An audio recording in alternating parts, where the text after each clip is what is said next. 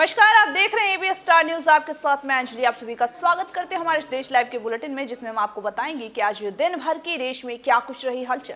पहली खबर पीएम नरेंद्र मोदी की है, जहां पर पीएम नरेंद्र मोदी की अध्यक्षता में कैबिनेट बैठक बुलाई गई है, जहां पर आपको बता दें कि पीएम नरेंद्र मोदी ने गांव में टेलीकॉम सुविधा से जोड़ने की बात कही है। बुधवार को पीएम नरेंद्र मोदी की अध्यक्षता में हुई कैबिनेट बैठक में देश को गाँव को मोबाइल कनेक्टिविटी से जोड़ने के अहम फैसले लिए गए हैं। केंद्रीय मंत्री अनुराग ठाकुर ने बैठक के बाद एक प्रेस कॉन्फ्रेंस में बैठक में लिए गए फैसले को जानकारी साझा की है। अनुराग ठाकुर ने बताया कि सरकार ने उन जगहों पर टेलीकॉम सुविधा से जोड़ने का फैसला लिया है जहां पर वर्तमान में मोबाइल कनेक्टिविटी नहीं है। इसके अलावा ग्रामीण और दूरदराज क्षेत्रों से लोगों को सड़कों से जोड़ने के लिए प्रधानमंत्री ग्रामीण सड़क योजना को फिर से शुरू किया गया है, ताकि देश के गांव-गांव के सड़कों से जोड़ा जा सके। वहीं उन्होंने यह भी बताया कि मोबाइल टावर कनेक्टिविटी के तहत ही देश के 5 राज्यों आंध्र प्रदेश, छत्तीसगढ़, झारखंड, महाराष्ट्र और ओडिशा में 44 जिलों के 7000 से भी ज्यादा गांवों को मोबाइल कनेक्टिविटी से जोड़ा गया है।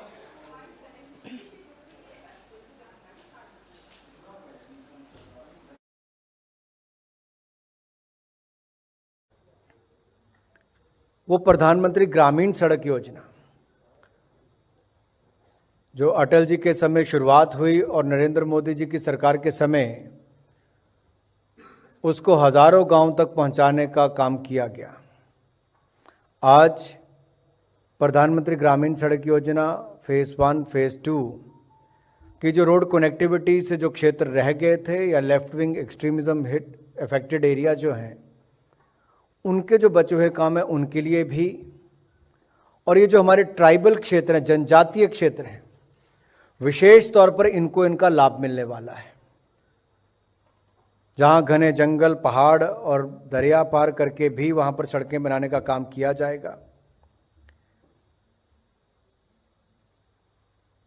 इन प्रोजेक्ट्स के ऊपर कुल मिलाकर 33,822 करोड़ रुपए का व्यय अनुमानित है, जिसमें से केंद्र सरकार 22,978 करोड़ रुपए व्यय करेगी। और इस प्रोजेक्ट के पूरा होने से माननीय प्रधानमंत्री जी द्वारा वर्ष 2019 में जारी संकल्प पत्र, जिसमें 75 माइलस्टोन्स फॉर इंडिया एट 75 में शामिल संकल्प हर एक गांव को हर मौसम में सड़क से जोड़ने को सुनिश्चित करने का प्रयास ये पूरा किया जाएगा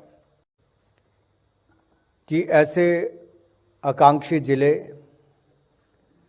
जहां पर टेलीकॉम टावर्स नहीं हैं, टेलीकॉम कनेक्टिविटी नहीं है, जहां सड़कें नहीं हैं, उनके लिए जो 2 अलग विभागों के, मैं पहले टेलीकॉम मंत्रालय पर आऊँगा। 5 राज्य जहां पर आंध्र प्रदेश, छत्तीसगढ़, झारखंड, महाराष्ट्र और उड़ीसा के 44 एस्पिरेशनल डिस्ट्रिक्ट्स, ऐसे 44 आकांक्षी जिलों के 7,267 गांव में मोबाइल टावर्स की और मोबाइल फ़ोन को जो सुविधाएं हैं वो वहाँ पर दी जाएंगी, मोबाइल टावर्स की कनेक्टिविटी दी जाएंगी। ये 4G पर आधारित मोबाइल सेवाएं उपलब्ध करवाने के लिए निर्णय किया गया है। इस प्रोजेक्ट पर लगभग 6,466 करोड़ रुपए का व्यय अनुमानित है, और जिनमें हमारे कैपिटल एक्सपेंडिचर के साथ साथ 5 वर्षों के लिए ऑपरेशनल एक्सपेंडिचर का भी प्रावधान इसमें सम्मिलित है। ये व्यय जो है ये यूएसओ फंड से किया जाएगा, यूनिवर्सल सर्विसेज ऑब्लिगेशन फंड के उसके माध्यम से किया जाएगा। और इस प्रोजेक्ट से देश के इन क्षेत्रों को जहां पर अधिकांश जनजातीय क्षेत्र हैं वहां पर मोबाइल कनेक्टिविटी उपलब्ध करवाई जाए। जम्मू कश्मीर के बारामूला में एक बार फिर से आतंकियों का कहर देखने को मिला, जहां पर आपको बता दें कि सीआरपीएफ जवान शहीद होने की खबर सामने आ रही है। आपको बता दें कि 2 सीआरपीएफ जवान समेत 6 लोग जख्मी हो गए हैं। जम्मू कश्मीर के बारामूला स्थित पलहालन पट्टान में आतंकियों ने ग्रेनेड हमला किया है। इस हमले में 2 सीआरपीएफ जवान समेत 6 लोग जख्मी हो गए हैं। बताया यह भी जा रहा है कि आतंकियों ने यह हमला सीआरपीएफ पार्टी पर किया था। सीनियर पुलिस ऑफिसर ने बताया है कि आतंकियों ने बुधवार को बरमूला के पहलपालन चौकी सीआरपीएफ पार्टी में यह हमला हुआ था। इस हमले में 2 सीआरपीएफ जवान और 4 नागरिक जख्मी हो गए हैं। सभी को पास के अस्पताल के इलाज में भर्ती कराया गया। वहीं साथ ही सुरक्षा बलों ने पूरे इलाके को घेर करके सर्च ऑपरेशन भी चलाया है।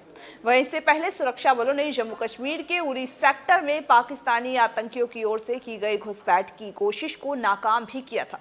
इलाके में जवानों ने संदिग्ध गतिविधियां देखी थी, जिसके बाद फिर से सुरक्षा बलों की ओर से फायरिंग की गई। जवानों ने इलाके में सर्च ऑपरेशन भी चलाया है।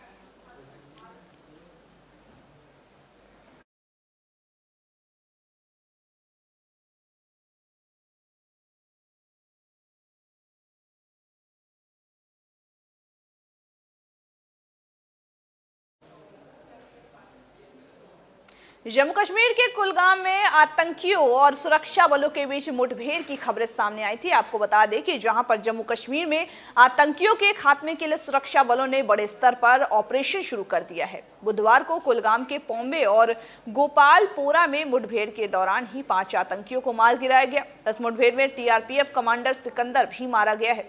आपको बता दें कि सुरक्षा बलों को आतंकियों की मौजूदगी की सूचना के बाद सर्च ऑपरेशन चलाया गया था। इस बीच एक इलाके को सुरक्षा बलों ने चारों तरफ से घेर लिया, जिसके बाद आतंकियों ने अपने आप को घिरा हुआ देख सुरक्षा बलों पर ही फायरिंग कर दी। इसके जवाबी कार्रवाई में सुरक्षा बलों ने भी गोलियां दागी।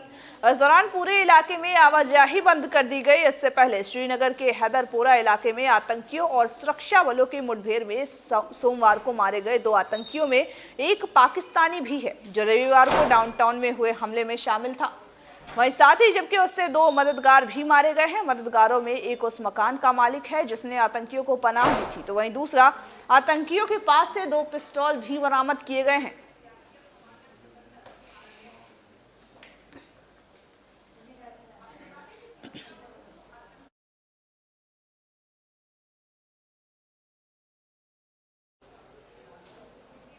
देश का सबसे बड़ा एक्सप्रेसवे बनने जा रहा है, जहां पर अब जो सफर है वो और भी ज्यादा सफल होने वाली है। वहीं आपको बता दें कि यूपी के सुल्तानपुर जिले के पूर्वांचल एक्सप्रेसवे के लोकार्पण के बाद अब मेरठ से बिहार तक का सफर भी अगले 4 वर्षों में आसान हो जाएगा। मेरठ से प्रयागराज तक बनाए जाने वाले गंगा एक्सप्रेसवे को बलिया तक बनाया जाना है। बलिया से बिहार राज्य की सीमा भी शुरू हो जाती है। प्रदेश सरकार का लक्ष्य है कि पश्चिम से पूर्व तक की दूरी एक्सप्रेसवे के माध्यम से 5 से 6 घंटे में पूरी की जा सकती है। तो वहीं इसके लिए यूपीडा ने एक्सप्रेसवे का जाल भी बिछा दिया है। आगरा लखनऊ एक्सप्रेसवे के उन्नाव में गंगा एक्सप्रेसवे से लिंक किया जाएगा। गंगा एक्सप्रेसवे ही है जहां पर इसके अलावा गंगा एक्सप्रेसवे से 7 अन्य हाईवे भी लिंक हो रहे हैं। गंगा एक्सप्रेसवे के मेरठ में 9 गांवों की 181 हेक्टेयर भूमि का अधिग्रहण किया जाएगा। मेरठ में भूमि क्रय की प्रक्रिया लगभग पूरी भी हो चुकी है। अब मात्र 23 हेक्टेयर भूमि को क्रय किया जाना है। इसके लिए सामाजिक आघात की रिपोर्ट भी तैयार कर ली गई है, जिससे कि किसानों के बीच जाकर के उन्हें एक्सप्रेसवे खासियत बताई जा सके।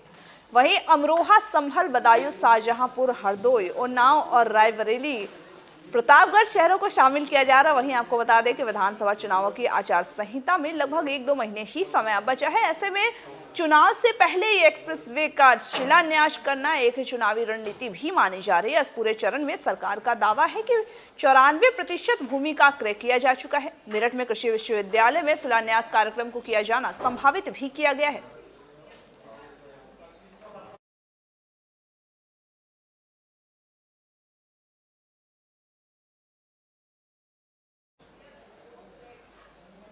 प्रियंका गांधी कांग्रेस की महासचिव, आपको बता दें कि जहां पर वो पहुंची है वो अब महिलाओं की जोश भरने का काम कर रही है। कांग्रेस महासचिव और यूपी प्रभारी कहे जाने वाले प्रियंका गांधी जनता का दिल जीतने बुधवार को धर्मनगरी चित्रकूट पहुंची है। प्रियंका गांधी ने स्वामी मत्स्य गजेंद्र नाथ मंदिर में पूजन किया और साथ ही सभी का अभिवादन किया है।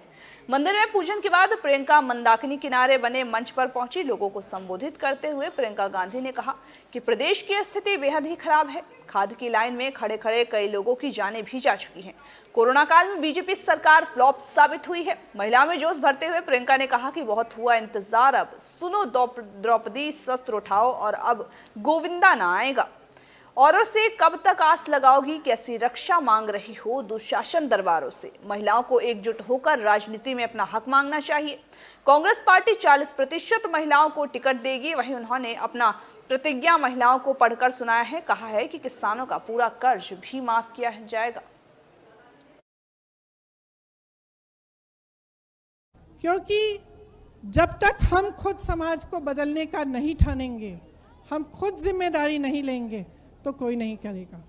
बहुत इंतजार हो गया है। कवि ने भी कहा था, आपने सुना होगा, सुनो द्रौपदी शस्त्र उठा लो, अब गोविंद न आएंगे।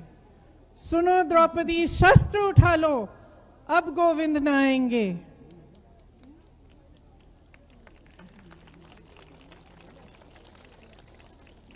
कब तक आस लगाओगी तुम, कब तक आस लगाओगी तुम बिके हुए अखबारों से, कब तक आस लगाओगी तुम बिके हुए अखबारों से।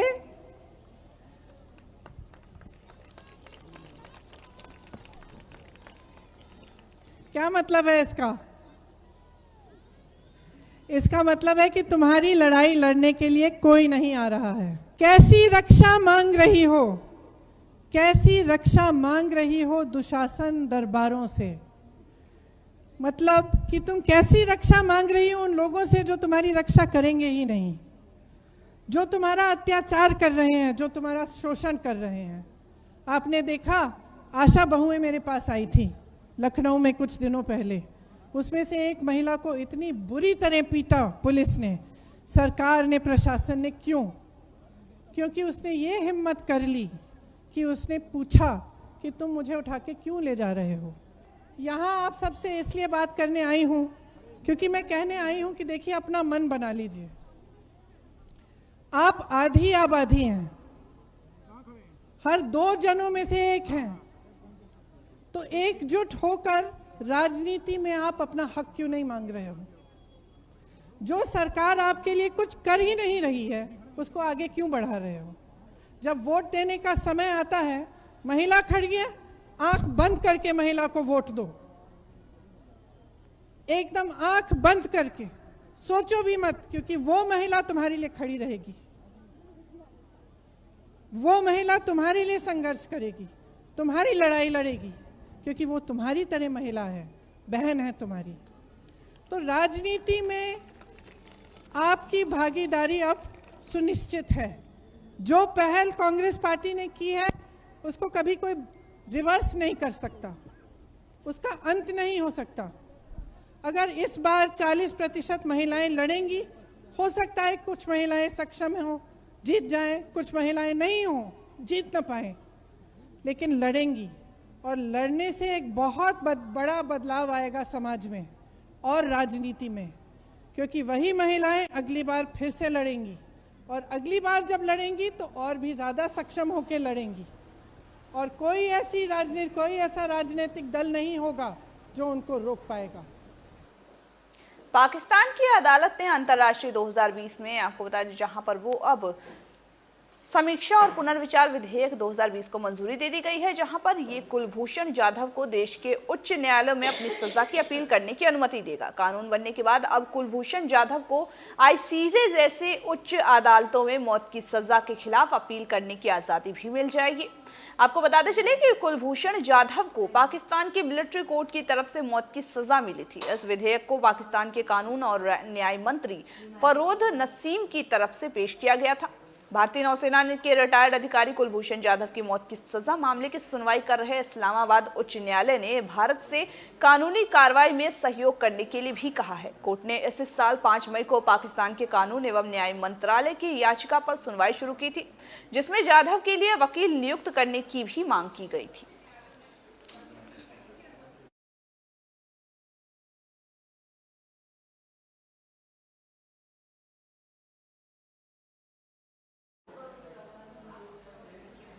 आईसीसी टूर्नामेंट में T20 क्रिकेट का आगाज किया गया है। आपको बता दें कि ये आगाज पाकिस्तान इसमें मेजबानी कर सकता है। विकेट क्रिकेट टूर्नामेंट का ऐलान किया गया है, जिसमें 2024 से लेकर के 2021 तक हर साल आईसीसी का कोई ना कोई इसमें टूर्नामेंट आयोजित होता ही रहता है। इस कार्यक्रम में खास बात यह है कि 2025 चैंपियन ट्रॉफी की मेजबानी अब पाकिस्तान को दी गई है।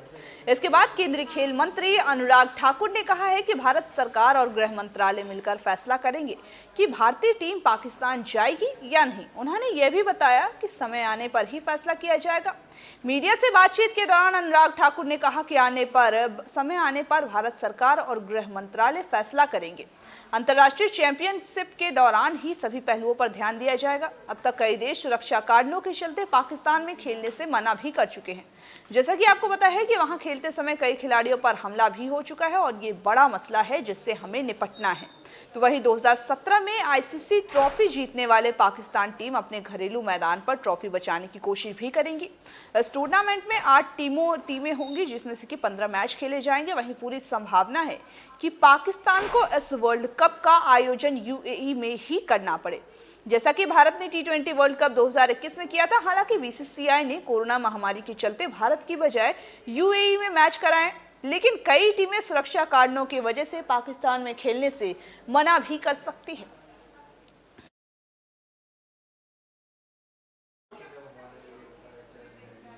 आज के हमारे इस देश लाइव के बुलेटिन में बस इतना ही। तमाम बाकी खबरों के अपडेट्स के लिए बने रहिए हमारे साथ और देखते रहिए ABS स्टार न्यूज़।